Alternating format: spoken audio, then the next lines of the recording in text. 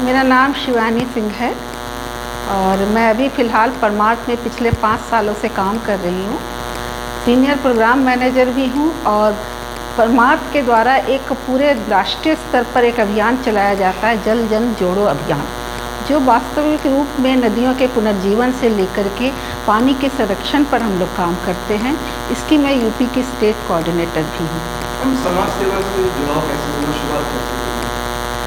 चलिए, देखा जाए तो मैं भी एक मिडिल क्लास फैमिली से बिलोंग करती हूँ और पढ़ाई के दौरान ऐसा हुआ कि मैं मास्टर्स कर रही थी सोशल वर्क में।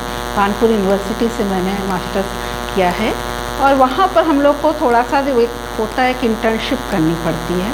तो 6 महीने तक जो हमने वहाँ पर एक बहुत ही रेप्यूटेड संस्था है श्रमिक भारती, उसके साथ मैंने काम किया 6 महीने तक और ये पाया कि मुझे लगा कि मेरी डेस्टिनी, मेरा भविष्य वहीं पर है कि उन लोगों को हम निकालें जिन्हें वास्तविक रूप में आज भी जो हाशिए पर हैं, जो वास्तविक में हम अगर कहें कि लोकतंत्र लोगों के लिए है, तो वहाँ तक हम पहुँचे। इन चीज़ों ने मुझे प्रेरित किया कि मैं और किसी क्षेत्र में ना जा कर के समाज सेवा के क्षेत्र में जाऊँ, उनके साथ काम करूँ, ख़ास तौर से महिलाओं को लेकर के। क्योंकि कहने को हम लोग कहते हैं कि आधी आबादी है, लेकिन आधी आबादी को आज भी इसका पूरा हक नहीं मिला है, आज भी पर्दे के पीछे हैं। हम लोग के जो जहाँ पर हम लोग काम करते हैं सभी गाँवों में, लगभग 400 गाँव में हम लोग काम कर रहे हैं उत्तर प्रदेश और मध्य प्रदेश के बुंदेलखंड में, और लगभग 1100 से ज़्यादा जल सहेलियाँ अब तक इन गाँवों में हैं। इनको चुनने के बाद इनकी पूरी तरह से ट्रेनिंग होती है। पूरा एक सिलेक्शन का पैरामीटर है जिसके आधार पर हम जल सहेलियों को चुनते हैं।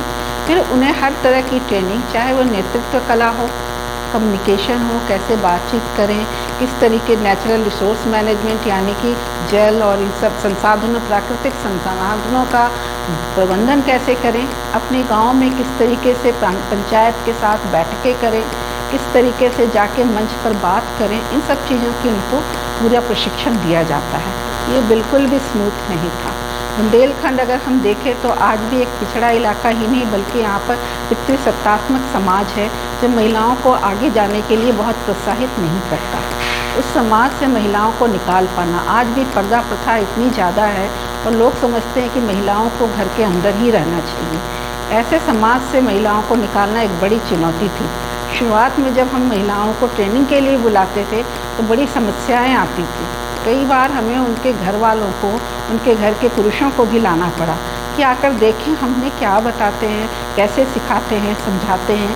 और ये कोई बहुत सीधी सी हालात नहीं थे, बहुत चुनौतियाँ महिलाओं ने भी महसूस की। कई जगह पर उन्हें घरों में झगड़ा हुआ, कई बार मारपीट का भी सामना करना पड़ा। ऐसे बहुत सारे चैलेंज है जो चुनौतियों का सामना किया। लेकिन कहते हैं कि जब आप ठान लेते हैं तो राह आसान हो जाती है। हम लोगों ने भी सोचा था कि अगर पानी लाना महिलाओं की जिम्मेदारी है तो पानी पर हक भी महिलाओं का होना। ये आप जो कह रहे हैं बिल्कुल सही है, ये बिल्कुल भी आसान नहीं था मेरे लिए भी।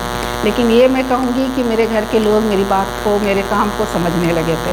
वरना वक्त सच पूछा जाए तो एक तरीके से आपका ये जुनून होता है।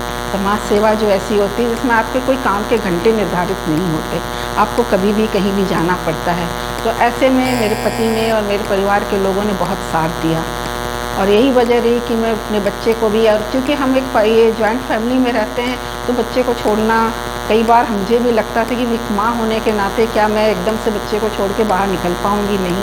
ये समस्याएँ मेरे सामने भी आईं, लेकिन मुझे लगा कि हमारे पास एक बहुत बड़ा विज़न भी है और घर वालों का सपोर्ट भी है, तो हम कर सकते हैं, निकल सकते हैं और उनको अपनी बात हम समझा भी सकते हैं। जो बात मैं दूसरी महिलाओं के लिए सोचती हूँ वो मुझ पर भी लागू होती है। तो घर वालों के सहयोग और कुछ समझाने बुझाने और बहुत सारी चीज़ों के साथ ये दोनों हम बैलेंस कर पाए।